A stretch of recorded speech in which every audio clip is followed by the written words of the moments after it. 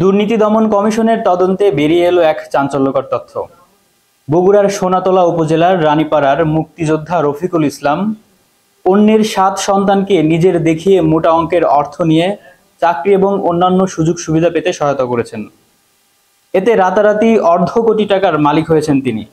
স্থানীয়দের মতে রফিকুল ইসলামের নিজের সন্তান ২ জন, কিন্তু কাগজে কলমে দেখান তার সন্তান মোট ৯ জন।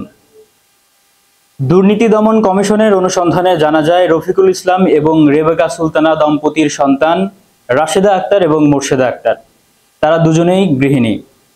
রফিকুল ইসলামের ভুয়া সন্তানগুলো হলেন আহসান হাবিব হান্নান, জিয়াউর, বেলাল হোসেন, ফরহাদ হোসেন, সালেক উদ্দিন, রাকিব হাসান এবং মৌসুমী আক্তার।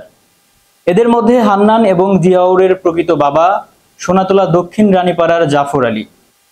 হান্নান চলতি বছর মুক্তিযোদ্ধা সনদ ব্যবহার করে বর্তমানে গাইবান্ধা পুলিশের রিজার্ভ ফোর্সে কর্মরত। তবে দুদকের মামলার পরে তাকে সাময়িক বরখাস্ত করা হয়েছে। এছাড়া ভুয়া সনদের মাধ্যমে জিয়াউরকে সারের ডিলার সহ নানা ব্যবসার সুযোগ করে দিয়েছেন রফিকুল ইসলাম। এদিকে বেলালের আসল বাবা প্রয়াত জাবেদ আলী ভুয়া সনদের মুক্তিযোদ্ধা কোটায় তিনি পুলিশের চাকরি পেয়েছেন ২০০১ সালে। বর্তমানে তিনি ঢাকা মহানগর পুলিশের শাহবাগ ট্রাফিক জোনের এটিএসআই। তবে অভিযানের পর থেকে তিনিও সাময়িকভাবে বরখাস্ত রয়েছেন। সব মিলিয়ে রফিকুল ইসলাম হাতিয়ে নিয়েছেন প্রায় ৫১ লক্ষ টাকা।